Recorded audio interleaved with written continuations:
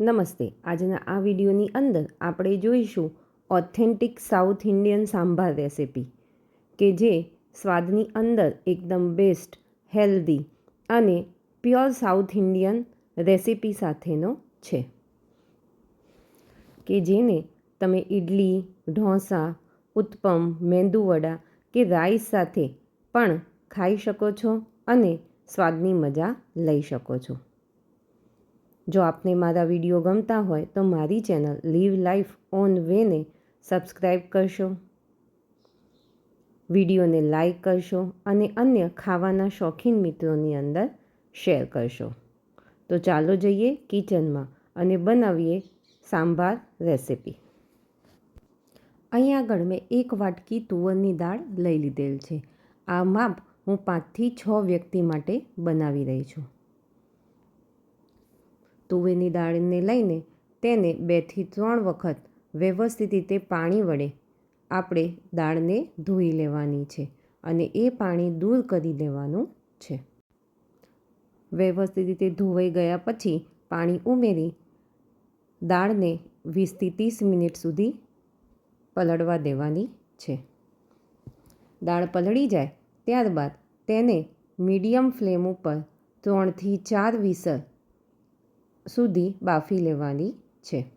ત્યારબાદ શાકભાજીની અંદર અહીંયા આગળ 2 મીડિયમ સાઇઝની ડુંગળી, 2 થી 3 લીલા મરચાં અને આ રીતે પમ્પકિન એટલે કે કોળાને હું કટ કરી રહી છું. કોળું હાઈ ફાઈબરની સાથે આયર્ન રીચ હોય છે. તમે ઈચ્છો તો આની અંદર દૂધી પણ ઉમેરી શકો છો અને કોળું ના હોય તો તમે દૂધીનો પણ ઉપયોગ કરી શકો છો. તમારી પાસે જે બંનેમાંથી અવેલેબલ હોય અથવા બંને અવેલેબલ હોય તો બંનેનો ઉપયોગ કરી શકો. સાથે સાથે અહીં એક ડ્રમસ્ટિક એટલે કે સરગવાની સિંગને મેં કાપીને લઈ લીધેલ છે અને 2 ટામેટાં પણ કટ કરી લીધેલ છે. હવે આંબલીના 2 ટુકડાને લઈ આ રીતે ધોઈને ત્યારબાદ તેની અંદર પાણી ઉમેરી આપણે એક સાઈડ રહેવા દઈશું. હવે એક કઢાઈની અંદર અહીંયા આગળ 1 ચમચા જેટલું તેલ મેં લઈ લીધેલ છે. ત્યારબાદ તેની અંદર 1.5 થી 2 ટીસ્પૂન જેટલી રાઈ નાખી દઈશું.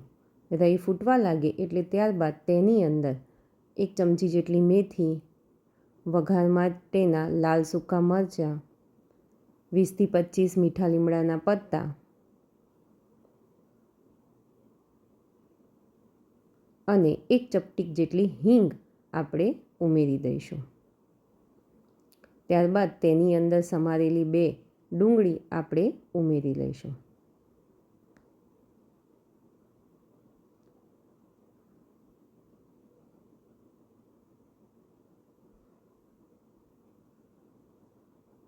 ડુંગળીને વ્યવસ્થિત રીતે આપણે ચડવા દઈશું.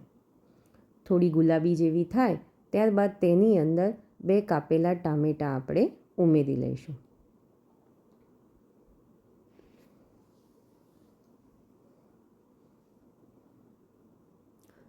ટામેટાં ઉમેર્યા બાદ અહીં આગળ મેં 1.5 ચમચી જેટલું મીઠું ઉમેરી લીધેલ છે કે જેથી ટામેટાં ઝડપથી ચડી જશે.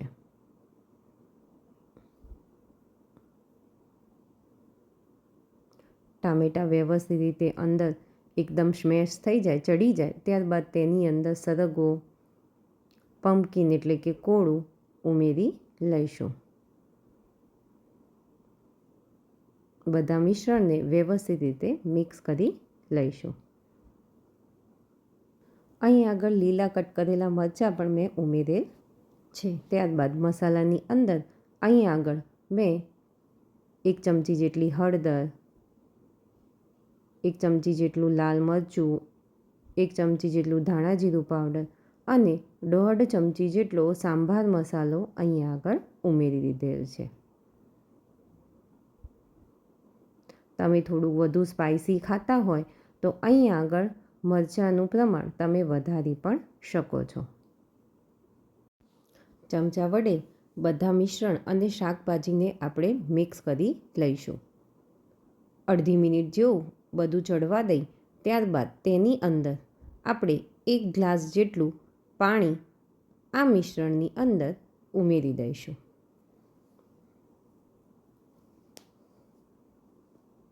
બધું એક વખત ફરીથી મિક્સ કરી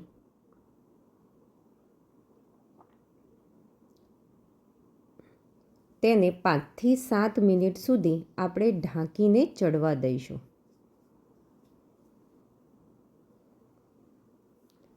7 મિનિટ પછી તમે જોશો કે આ રીતનું મિશ્રણ આપણું તૈયાર થઈ જશે, કે જેની અંદર કોળું વ્યવસ્થિત રીતે અંદર ચડી ગયું છે. આપણે ઓવરકુક નથી કરવાનું, અધકચરું ચડી જાય ત્યાં સુધી જ આ મિશ્રણને પકવવાનું છે. ત્યારબાદ આપણે આંબલીને આ રીતે હાથથી સ્મેશ કરી ગળણી વડે ગાળી લઈશું, કે જેથી એની વધારાના છોતરા અને બીજું મિશ્રણ તેની અંદરથી દૂર થઈ જશે. હવે આપણા ચડી રહેલા મિશ્રણની અંદર આપણે આંબલીનું આ મિશ્રણ ઉમેરી દઈશું. બીજી બાજુ કુકર ઠરી જતાં આપણે જોઈ શકીએ છીએ કે આપણી તુવરની દાળ વ્યવસ્થિત રીતે ચડી ગઈ છે. તેને બ્લેન્ડર વડે સ્મેશ નથી કરવાનું, પરંતુ વિસ્કર કે આ રીતની વલોણી વડે તમે મિશ્રણને આ રીતે વલોવી અને મિક્સ કરવાનું છે, કે જેથી એકદમ સ્મૂથ ના થઈ જાય અને આ રીતનું આપણું મિશ્રણ તૈયાર થાય. હવે તેની અંદર વધારે થીક હોવાને કારણે મેં અડધો ગ્લાસ જેટલું પાણી ઉમેરી લીધેલ છે. સાથે સાથે આપણા ચડી રહેલા મિશ્રણની અંદર થોડો ગોળ આપણે ઉમેરી દઈશું. ઓથેન્ટિક સાઉથ ઇન્ડિયન રેસિપીની અંદર થોડી માત્રાની અંદર ગોળ હોય જ છે. હવે આપણી ચડી ગયેલી દાળને આપણે આની અંદર ઉમેરી લઈશું.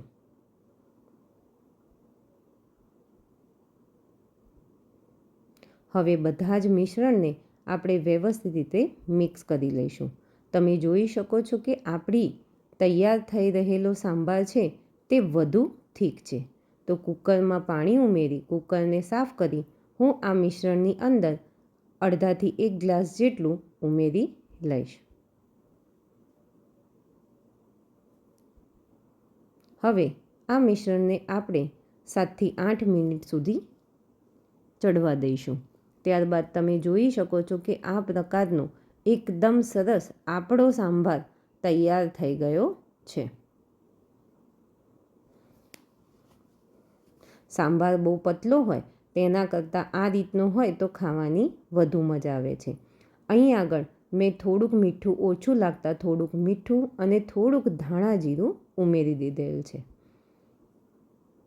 આપણો સાંભાર એકદમ રેડી છે. તો તેને આપણે કોથમીર વડે હવે ગાર્નિશ કરી લઈશું.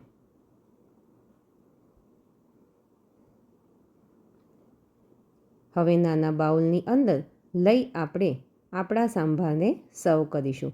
તમે જોઈ શકો છો કે એકદમ રેસ્ટોરન્ટ સ્ટાઇલનો આપણો સાઉથ ઇન્ડિયન સાંભાર તૈયાર થઈ ગયેલો છે, કે જેને તમે મેંદુવડા, ઇડલી, ઢોસા, ઉત્તપમ કે રાઈસ એટલે કે ભાતની સાથે પણ ખાવાની મજા માણી શકો છો.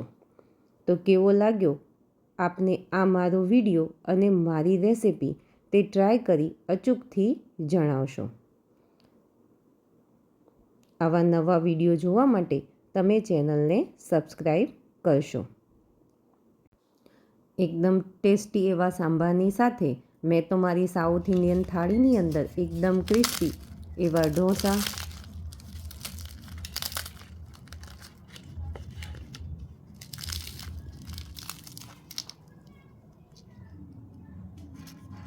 સાથે સાથે ઢોસાની અંદર ભરવાનો મસાલો અને મારી સાઉથ ઇન્ડિયન ચટણી રેડી છે.